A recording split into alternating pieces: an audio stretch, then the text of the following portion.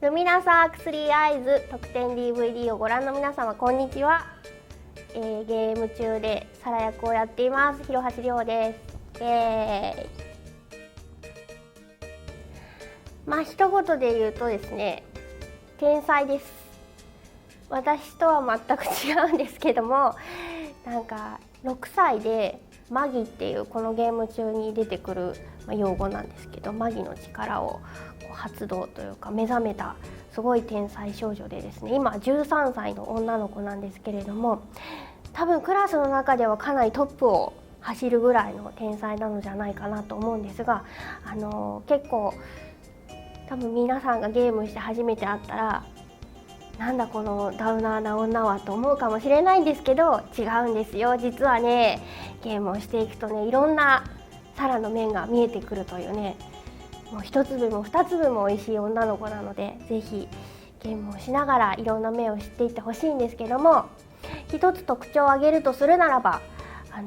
魔法とかそういうものに関するとですね、結構好きなものってテンション上がるじゃないですか。好きなものを聞いたりすると。サラもちょっと魔法関係のことを聞くとですね、いつもはそんなに前に出る方ではないような気がするんですけども、前に出て説明しちゃうようなぐらい食いついてくるところが特徴としてはあるんじゃないでしょうか。あと他の面は皆さんがぜひゲームをして発見していってほしいです。そうですね、最初にサラのキャラクター表とセリフをいただいた時にどういう風にやったらいいかなっていうのを結構考えてアフレコに臨んだんですけど、収録に臨んだんですけれども、収録している時に何パターンかサラをやってみて、だからサラは何人かいたわけですよ。その段階ではね、多分3人ぐらいいて、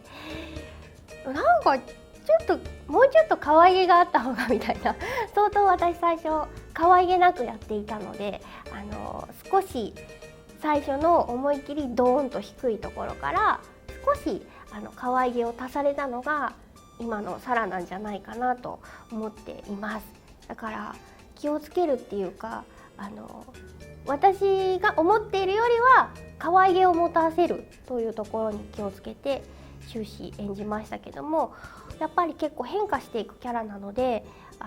仲間と打ち解けた時にどういう風に変わっていくのかなっていうのをちょっと考えながらやりました。中さんはなんていうか、私初めて会ったんですけども、本当にこ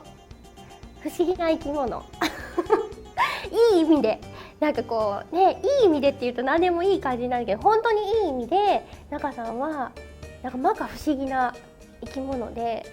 こうね、ランプをこすったら出てくるような、なんかどっからこう降りてきたのかよくわからない言語を使う不思議な人で、本当にラジオやっていく中で非常に普通に素で楽しくて笑っちゃうことがいっぱいあるんですけど、なんかね、さっき中さんのコメントで遊びに行きましょうってあったんで、ぜひラジオの何回目だったかに、ドライブをしようなんて、私も中さんも運転免許持ってないんですけどドライブをしようっていう話があったので、ぜひ早くどっちかがね免許を取ってドライブに行きたいなと思うんですけど、その前に中さん登山をしよう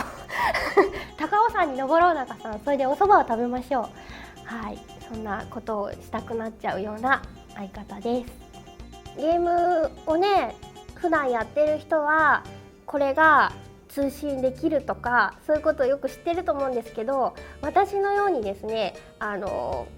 そういうのよくわかんねえやみたいな、通信って何、携帯の赤外線みたいなことみたいなレベルの人でも遊べるゲームとなっておりますので、ぜひ